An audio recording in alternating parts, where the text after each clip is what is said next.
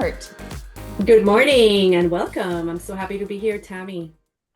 So it is exciting. How are you doing, Lori? I'm doing great. I'm doing great, especially today. We have an amazing guest, Julie. Let me see if I'm saying it right. Anun or Yuli Anun. Yuli Anun. That's wonderful. So Julie is a gift, according to many people, and I know we are all gifts, so I support that. It says here that she's a sound therapist. She's a spiritual advisor. She's a Reiki teacher, and she is an artist and an amazing friend. And that's the intro I wanted for her because someone in the group described her as such. So I wanted to share that amazing introduction because we're very honored and happy to have Yuli with us. Oh, Thank you. I'm honored yes. to be here. Yes. Thanks for taking the time. Yuli's been sharing a lot of beautiful posts, and I love it. And we want to encourage all of our guests and our audience to be sure to share like Yuli's been, post inspirational pictures, encouraging anything with nature or art that is encouraging and inspiring. We love seeing that. So, and thank you. Thanks for all those who comment, who participate, and who share. So, And and for if you have, the new members, which oh are many yes, this week. welcome and happy Yuli. birthday to those who's had birthdays and those who aren't feeling well, like Trish. She wasn't feeling well the other day. Hoping you're feeling better today. So thanks for being here. And be sure if you have any questions, just ask them and we will get back to them whether you're live or not. Because we know a lot of you have to work during the day, during the show. But at the same time, you come back on and we'll come back on and answer your questions for you. So, Yuli, can you let us all know where you're from? So I am from Northern Virginia, Alexandria, which is not that far from here. It's about 4 hours north, and here is Virginia Beach, Virginia, in the United States. Awesome. So, and it's pretty. I've been there. I've been actually to the beach. Uh-oh. Uh-oh, Tammy froze. Tammy froze, and it happens She froze constantly in her here. mountains there. Yes, she did. She's gonna come back, Julie, but I just want to Lori, continue on. we Yes? Okay, we so froze there for a second. yeah, So, you did. But come back, Tammy, and ask the question you had for her. we were just I was just discussing the fact that I have been to Virginia Beach. So, beautiful area. And from Yuli's photos, she gets a lot of sunset. Now, are you right on the beach there, Yuli, or do you go walk there a lot? So it is my regular morning practice to go to the sunrise. As is, I find that I get a lot of downloads from spirit, and I feel so much more connected to spirit and my guides when I go to the ocean front for the sunrise, which of course is getting earlier and earlier every single morning, which presents its own challenges.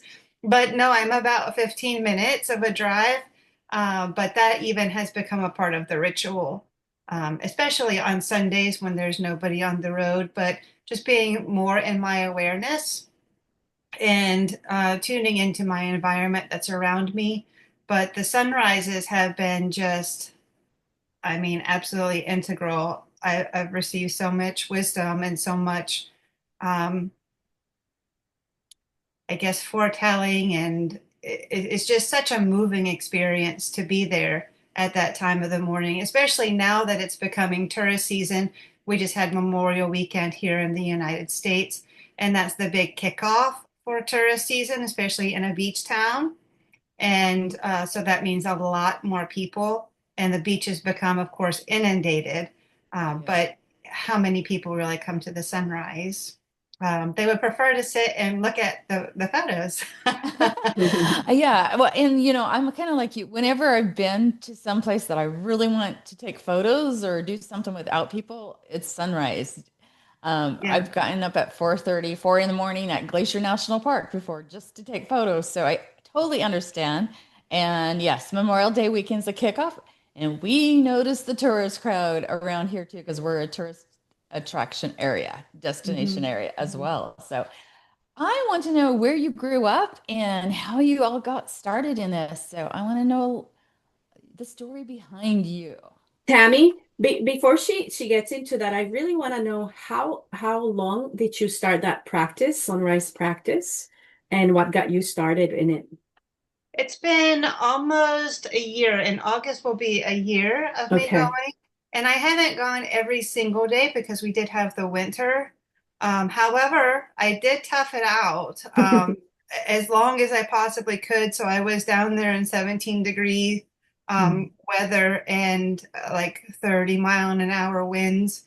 And I was meditating there. And I said, well, if I can meditate in this kind of chaos and these kinds of conditions, but still surrounded by the majesty of the nature. And there's just something about when the sun peaks up over the horizon, that energy flooding into my system is just, and in the winter, the colors are even crisper. So as we progress into summer, Tammy will know also that the colors become a little bit hazier, which also has its own appeal. It becomes a little bit more watercolorish, but as far as art goes.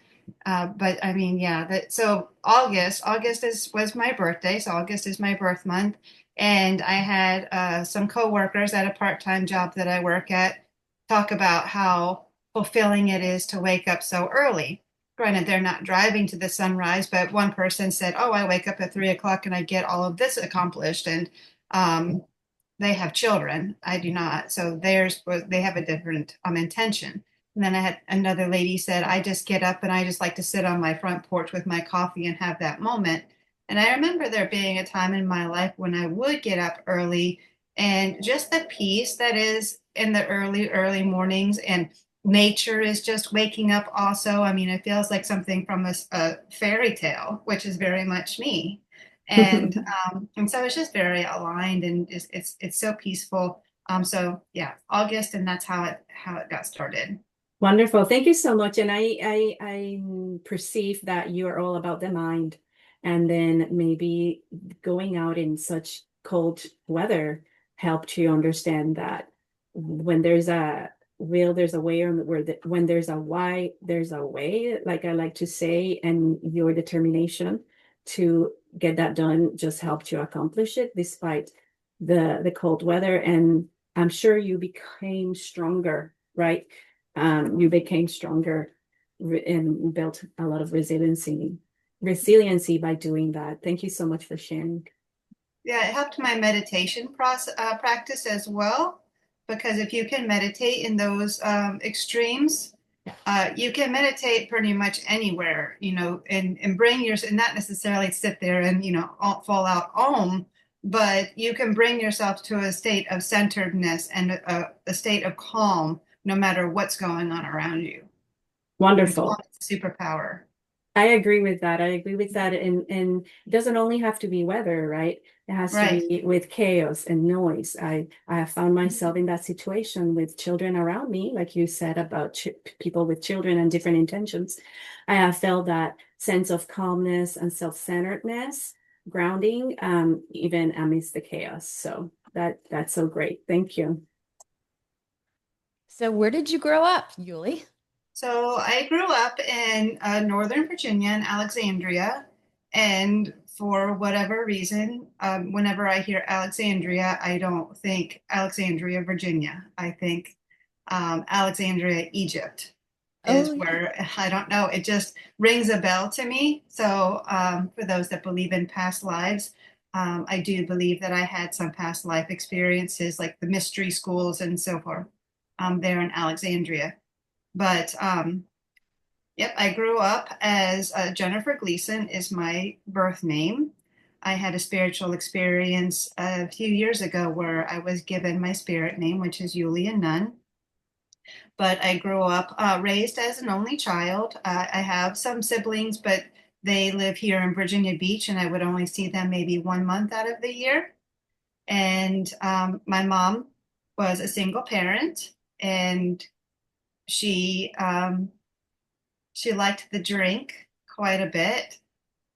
And but as a very young child, I picked up the flute, and that's when I began playing classical flute. And I think I was like in first grade, and I won all kinds of awards. I might have been probably the only kid in school that was playing something besides the little recorder. And I think they formed like a little orchestra or whatever, like, or they invited other instruments. So I don't know, maybe as a child, I was also a little way shower.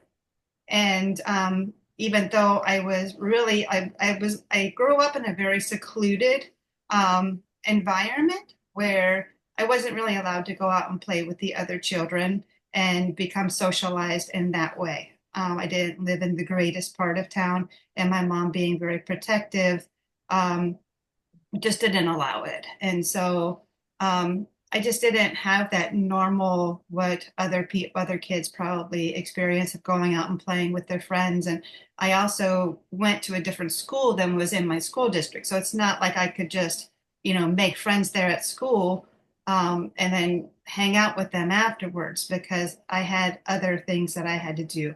But in my upbringing of this solitary lifestyle, I've kind of see where I have, how my youth has definitely benefited me now in my adulthood because I still have a very solitary sort of a lifestyle.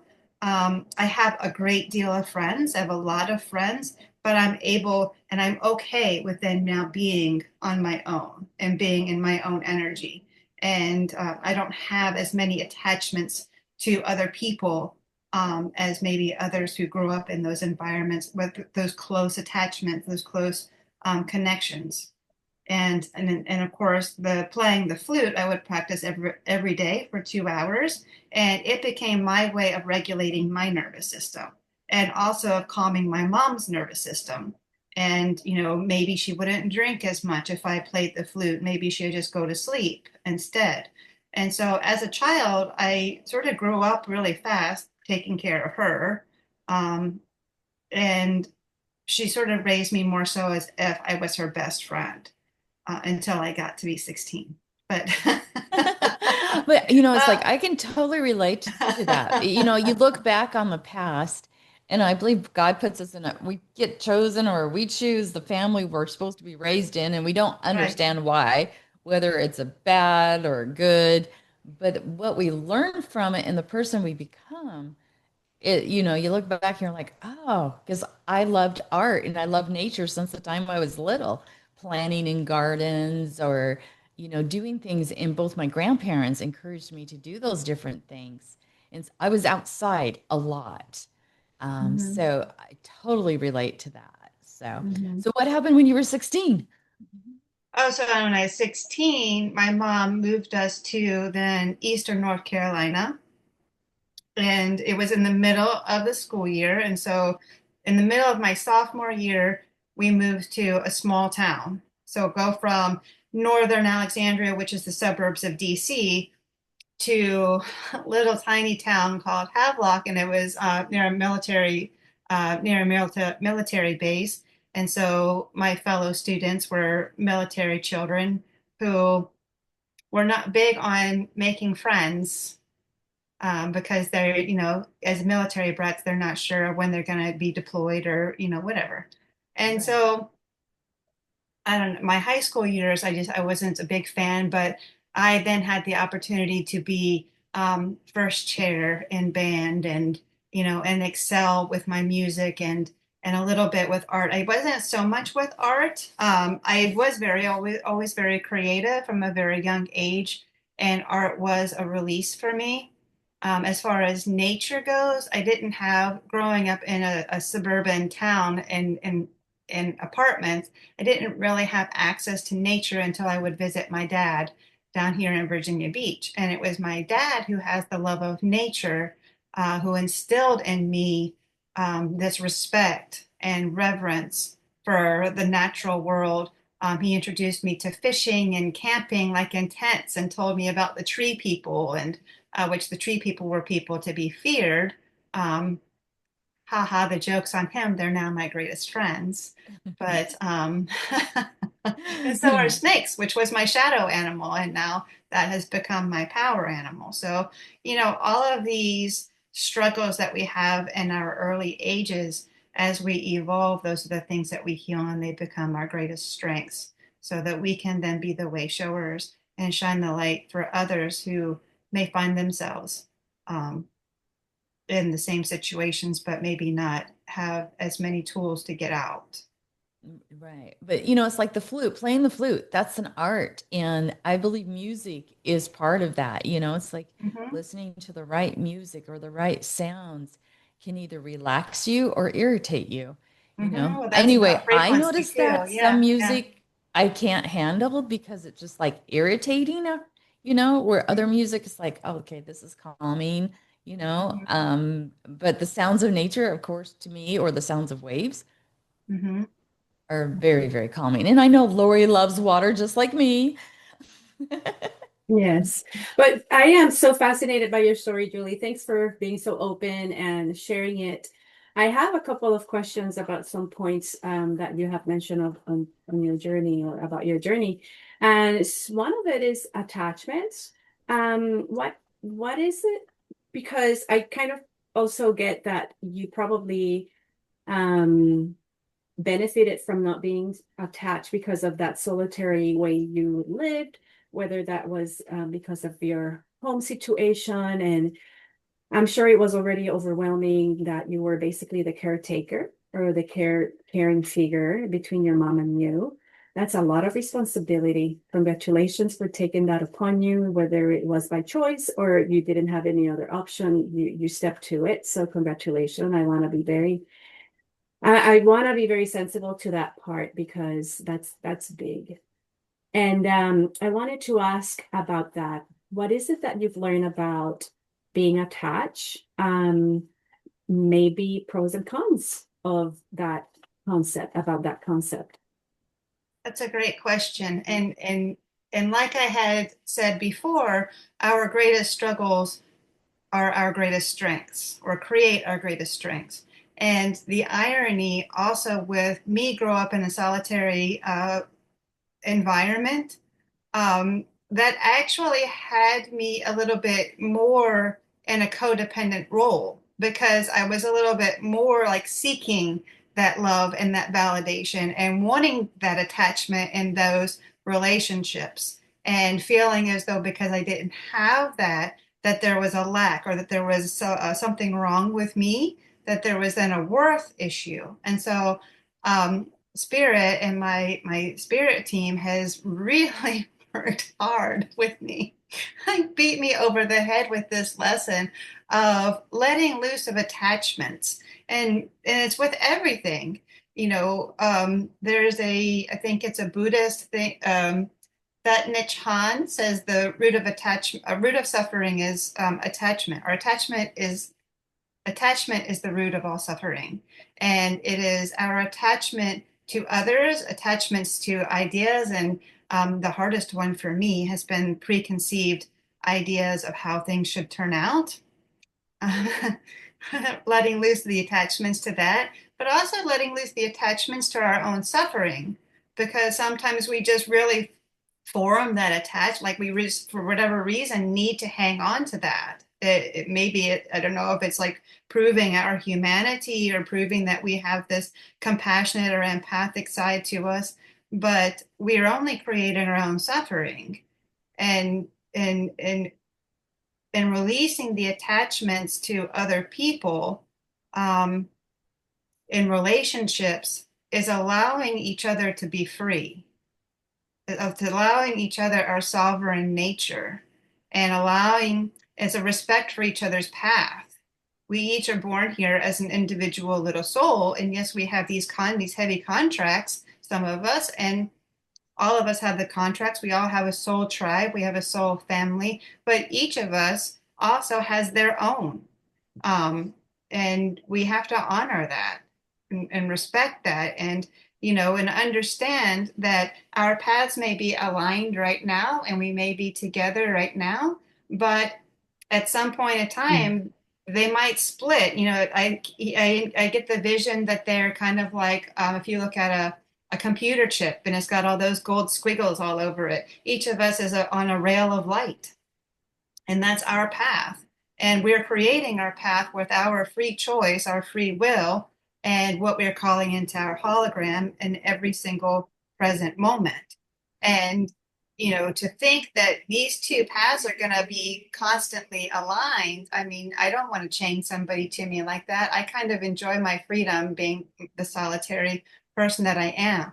However, I mean, I do still crave a relationship, but I also now have my healthy boundaries of what I'm going to allow in my sovereign space and respect that person as well, allowing them to come and go as they, kind of as they please, and just trusting that if we have a connection, that's something that's really, really beautiful and something to even more be honored and respected and revered.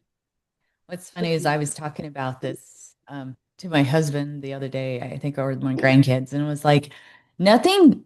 It used to bug me because my dad would say this all the time. He'd always group people together. He's like that bunch whenever he get upset at somebody, that bunch, or that group, and I would be like, but we're all individuals. We've all experienced things differently. So, and even when the news or media says that, anybody says it anymore, they start saying something negative about a certain groups or a certain thing. I'm like, yeah, thinking to myself, but you've never been there. You're not going through the same experiences they're going through right now.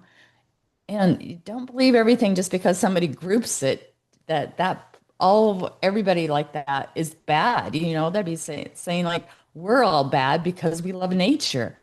Mm-hmm. And but to me, we're all good because we do love nature. It's Yeah. because, somebody might have had a bad experience, tripped, fell, broke their arm when they were on a hike, I don't know, or got kicked by a horse. I don't know.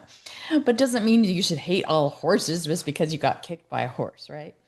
So, Right. so I hope that makes sense. But Mm-hmm. it's like I love it, the fact that like you said, we're each individuals and we're on our own paths. And it's like you said, you let go. Sometimes people are in our path for a reason. I believe we meet, and just for a short time, and other times, Oh, she froze again. Yeah, I've Oh, been, there she oh, is. yeah, you froze, Tammy. oh, sorry. It's okay. So, but what I was gonna say, I also echo Renee. He's watching right now, and I don't know where in the world he's at today because Renee, let us know where are you today because he's everywhere. He says attached to nothing, connected to everything. Mhm. I like that, and I think it kind of represents a little bit what you also Mhm. shared, Yuli. And I agree because I've been married for 31 years. Tammy's been married for a little bit longer than that, and it is 43, I think. 43. I'm on So 40. it is so important for us to, even though we're each in a very steady, stable relationship, to each keep our individuality. And even attachment in marriages and relationships can be detrimental. So I really appreciate what you say, releasing that sense of wanting to be attached to others' ideas and preconceived ideas of how something needs to go. It's so important which is a lot. I think it has to do a lot with perfectionism, in my opinion. But I think that it is so important to release that so that we can enjoy what the divine has in store for us when we are usually waiting or attached because to others' judgments, opinions, and things like that, we're not releasing ourselves and let our true selves come to the surface and get out there and have fun. So there's a lot of comments. Oh, he's in the Netherlands. Our dear friend Renee is in the Netherlands, Europe, the land of tulips and cheese. Yay! Awesome, Renee. We're happy to have you here. Anything else, Julie? I know your name means dear one brighter than 1,000 suns. So that's why I think A lot to live you're up to. embracing those sunrises. That's great. Yeah.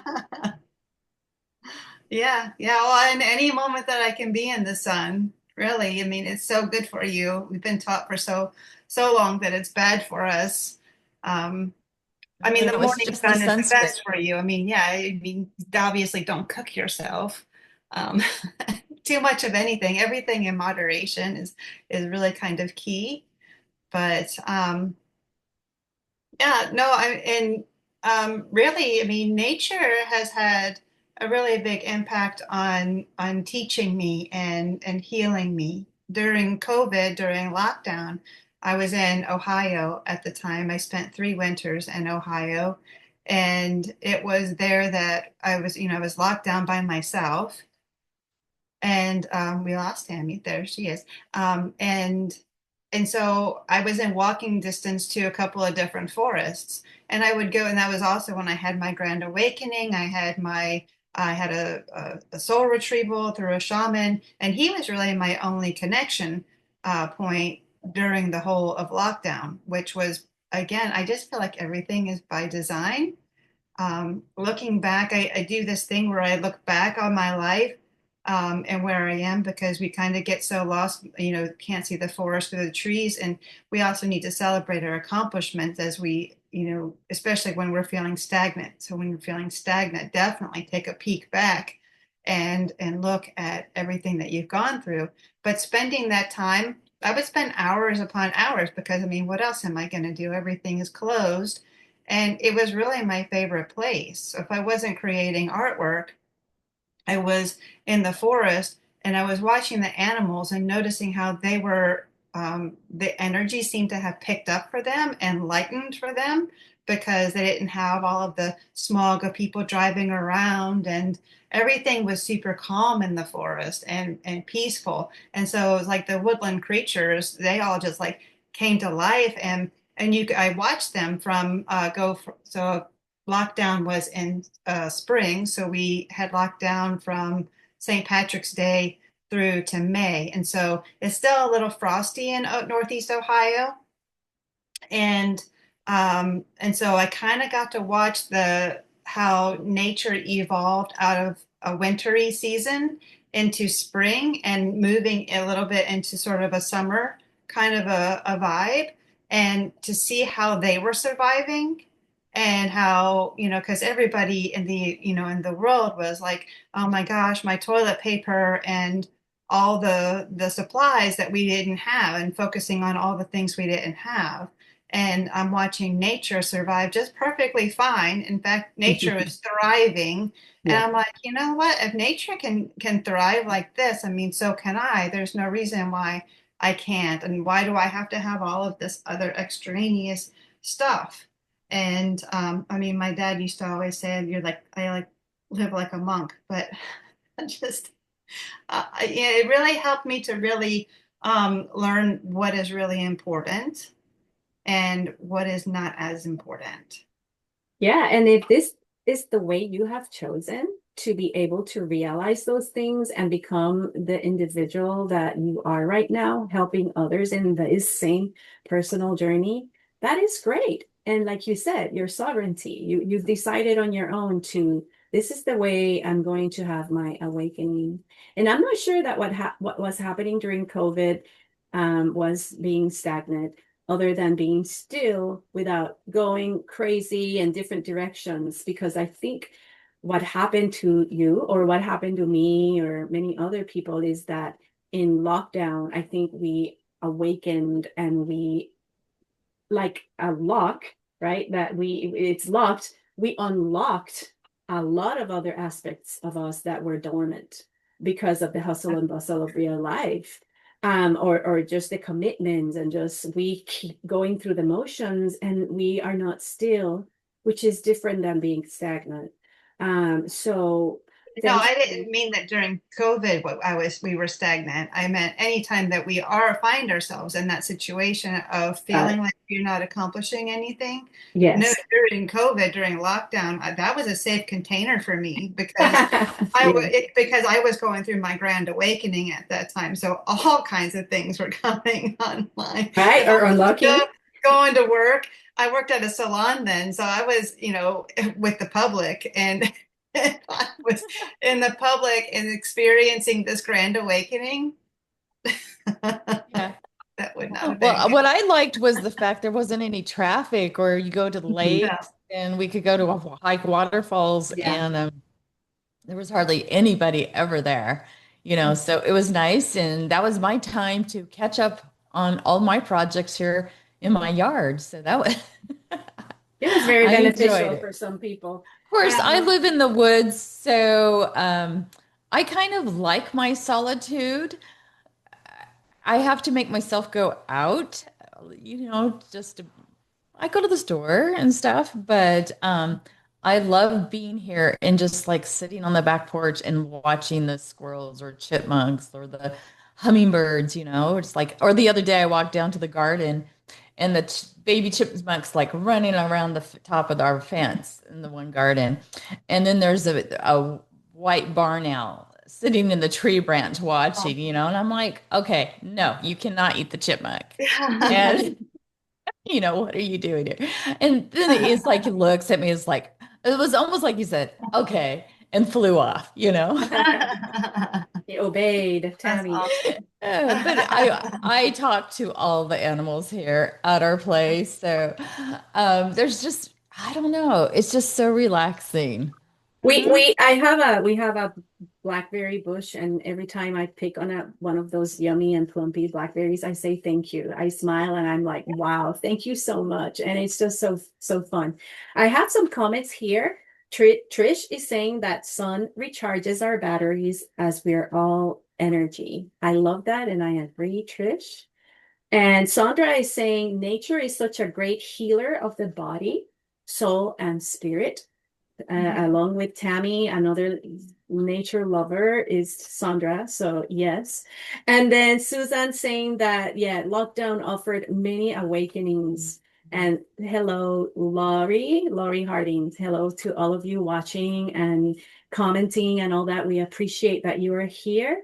And if you have any other questions for Yuli Anun or any comments, feel free to post here. She's also inside the group.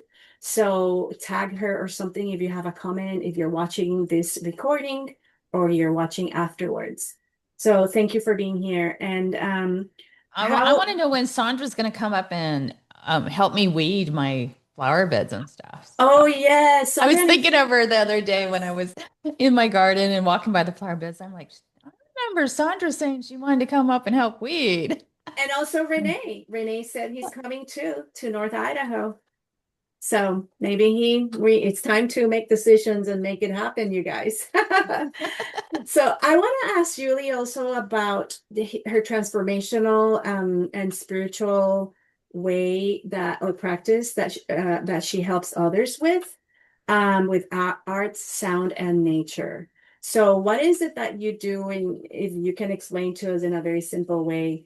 I don't know if it's clients or if it's groups of people or just individuals that you help through this way, like sound, nature, and art. Well, really, I mean, I don't do them all together, at least not yet. At some point, that would just be glorious, to have a art show in the forest or create art in the forest and have sound, do sound healing as well. That might be a great idea. So thank you, Lori. But You're welcome. with nature and the art, so through creating my art, of course, most artists, we heal from creating our art. That's our art therapy. And I am an art therapy life coach. But primarily it's through creating my own art and sharing my art out into the world, which my guidance system is telling me that I need to put a lot more of a priority and a lot more attention on that aspect of myself. Right now, all three are all part of me, but they're a little bit fragmented.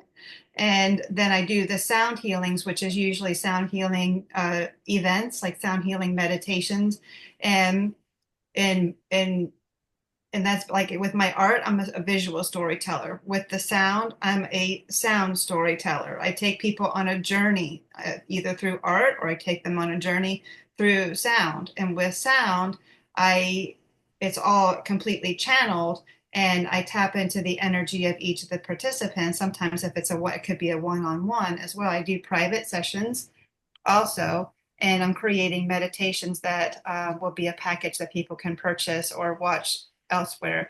But I find that they're a lot more beneficial when it's in person. And I play or sing healing sound that is then for the group. And now I'm starting to do Reiki as well, while I also sing and chant over each person and invite sound into their cells.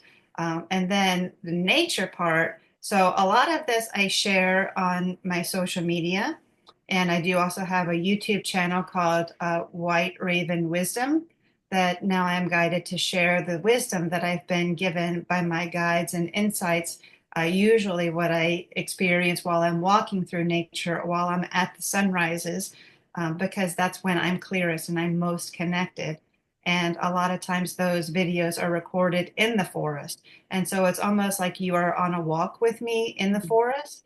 And if I go on a solo, explore, then the photographer in me kicks in, and I got to take pictures of like everything, anything that's cool, and you see with the I eyes of the totally get shaman, it. yeah, you see with the eyes of the shaman or the eyes of the fae, and you see all the tiny little things, and you're like, things that people wouldn't normally stop and see because normally they're just walking through a bunch of trees and they're not really seeing, they're not experiencing the forest.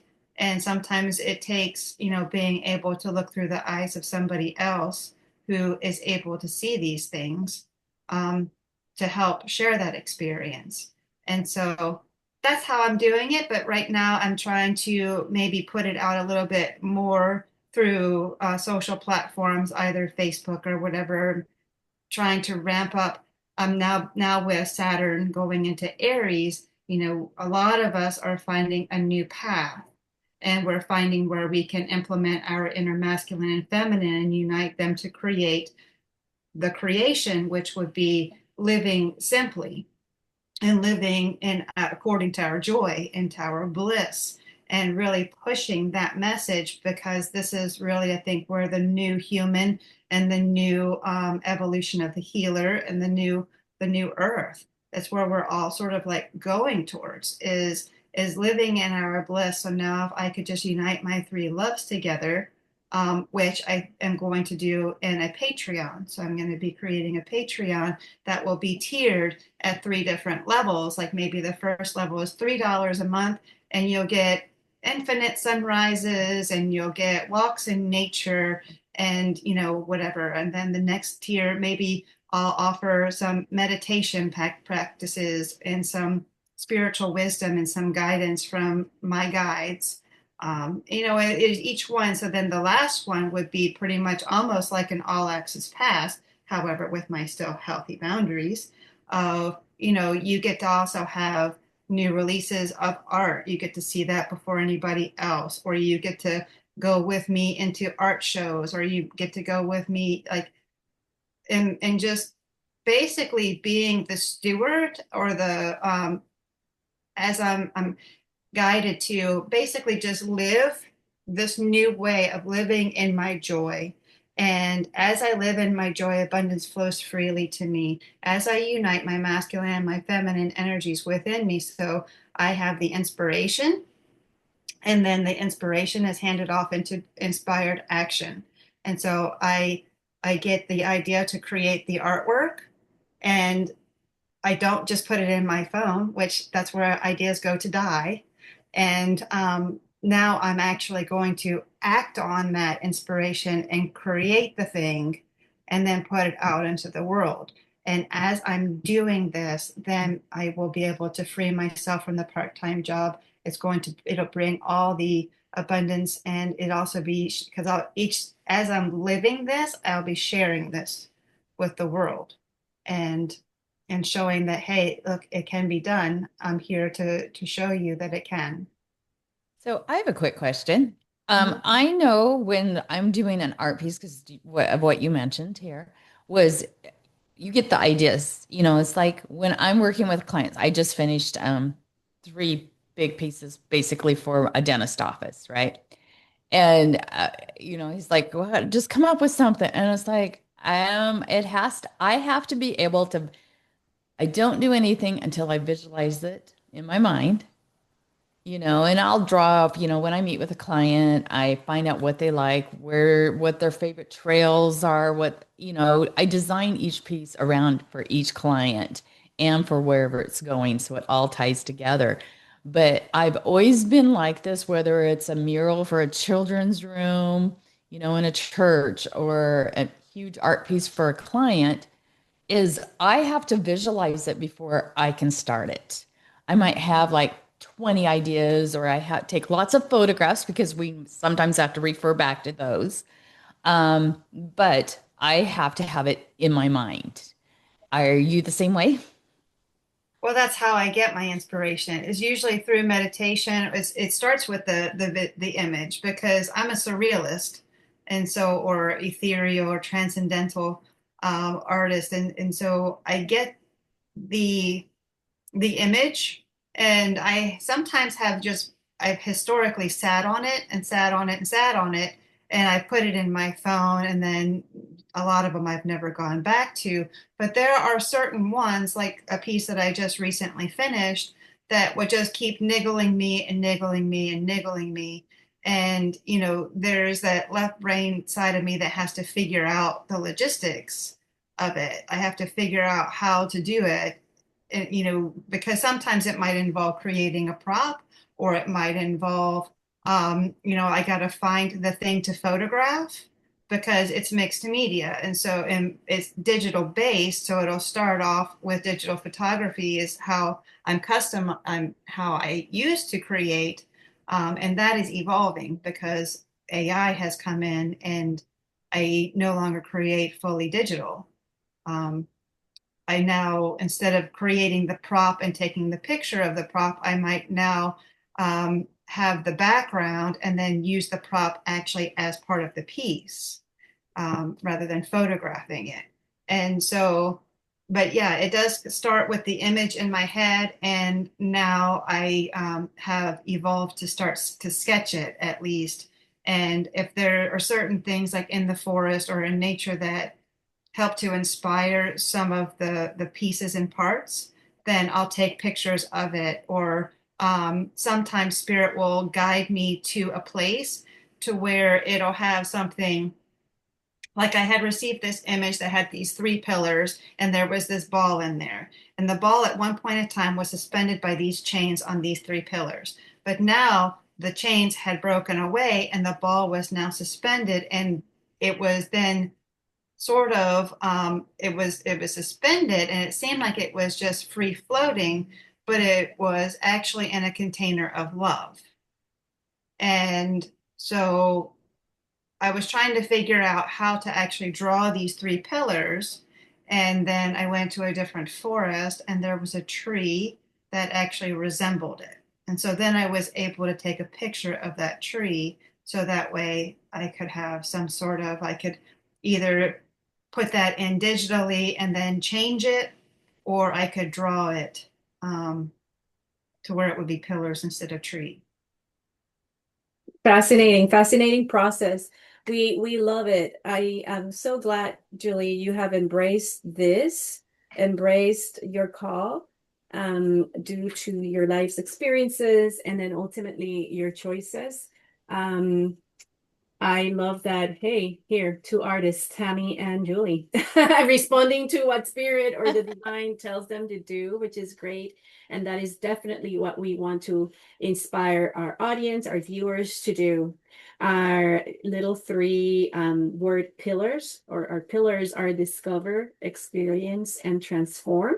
I love that you express that when you go out into the forest, rather than just going on a walk, zooming through, you take your time to admire, to observe, to become that explorer within you and experience and discover new things. And Well, and that's exactly what Lori and I plan on teaching. Mhm. And we do teach at our retreats, is because, like you said, Yuli, is people a lot of times just go on those walks or those nature walks. Oh, I'm out here, but they don't see the little birds or the or like your one quote about the acorn, or they just don't see some of those little things. And I love sharing that, showing what's there. So Mhm. thank you for sharing that. Lori, we can't hear you. Thank you, sorry. Before we go, Yuli, if you have words of encouragement, wrapping up all your little takeaways that I have gotten from you about attachment, about exploring nature, or about paying more attention to the healing sounds of nature, etc., or developing skills and talents, we want you to take the mic to say some words of encouragement and to leave the audience with something to think about or even an invitation. I invite you to remember. I invite you to remember who you are at your core, like it, without all of this, without all of the labels, without all of who you have become. I invite you to unbecome, to unwrap all of that and unwrap it as if you're a beautiful package because you are. And your true essence is truth and and seeking that truth. When you begin to seek that truth and go on that adventure, you'll discover that you are light and that you are love and that you are joy. And when you begin to start making every decision, whether it's what you want to eat or what you want to wear, what direction you want to go, make every little tiny direct decision based off of what feels lighter to you. What is the decision that brings you joy? Um, I had a hard time figuring out what brought me joy. I lived a great part of my life without joy. And now I have found it. And I found that truth within me. And so that's where it's going to lie for you as well as where it lies for all of us is just, be the truth seeker within yourself. And that's going to be the game changer right there. And then once you find that joy, you're not going to want to let go of it. And I pray that you don't, because Yeah. that's our armor. That's our armor. Wow. It is. Thank you so much. We love having you. We love having everyone here watching. We love having you as a part of the group. We hope we inspired you with something today. And be sure to check Yuli out. I did put her website on the one post, but Yuli, you can go ahead and put it in the comments as well later. Thank you so much for being here. Thank you for having me. And thanks, Carrie, for inviting Yuli, letting us know about her. So we love it when people say, "Hey, you should have this guest speaker on your show." Yes. Especially when, I mean, I relate to you so much on so many different levels with the nature, the art, and I love the fact that you do the sound. One question I forgot to ask you about the sound. Do you use just the flute? Do you use different instruments? What do you use for your sound therapy? I actually don't have a flute Oh, anymore. I had okay. stopped playing the flute when I was a senior in high school, but I am in search of a flute. So if anybody has one that they would like to get rid of, any kind of flute, really, I would love to incorporate that. But I typically use a variety of instruments with crystal sound bowls. I have Himalayan sound bowls, drum. Um, I've learned how to play drum and sing, which is apparently very difficult. I have various chimes and rattles, and the most important instrument is my voice. So Yeah. awesome. Wonderful, beautiful. People are here so happy, Julie. Yuli, they're saying very inspiring. They're saying thank you. And another viewer said thank you for sharing your gifts and your time. And I agree For being here. wholeheartedly. And it's been a great experience sharing with you. Thank you so much for sharing your Thank you. light. Yes, Thank you for thank you everyone so here. much. Love it. And I just want to say goodbye to everyone. Hope you have a wonderful week. Be sure to share comments and share this site. We hope it inspires and helps people. Nature, everything that Yuli said, I take into account. So I feel so blessed today. So thanks, guys. Have a wonderful week. Bye. Thank you. Bye bye.